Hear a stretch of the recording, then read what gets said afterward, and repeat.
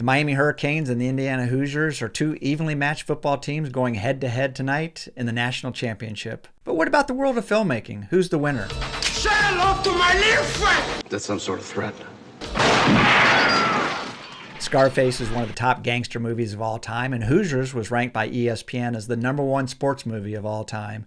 Call it Al Pacino versus Gene Hackman. Those classic 80s films, both rewatchable, are much loved and quintessential Miami and Indiana movies. On paper, this doesn't even seem like a fair fight. Indiana is an entire state with 7.5 million people, and the city of Miami has a population of just 500,000.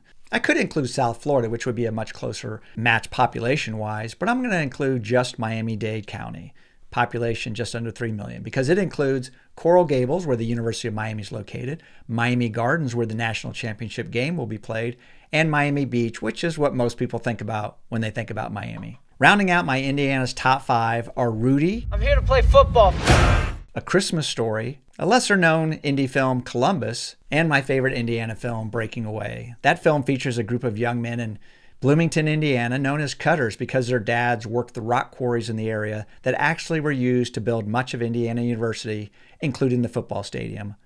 A young Dennis Quaid captures the post-high school blues of many star high school athletes.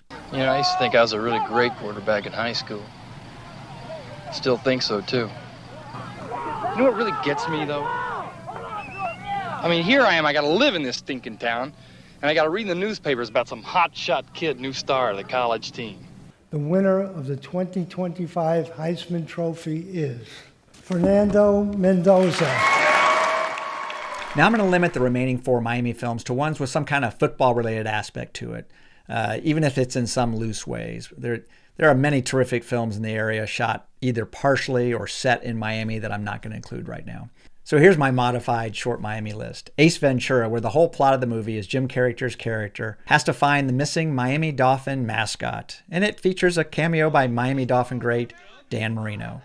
Any Given Sunday, starring Al Pacino, centers around a pro football team, the fictitious Miami Sharks. And rounding out my top 5 Miami list is Billy Corben's ESPN documentaries, The U and The U Part 2, about the rise of the University of Miami football program, winning 5 national championships. But how about this, just to round out the graduates from just the University of Miami that made an impact in Hollywood? Sylvester Stallone, Ray Liotta. Man, I did love this game.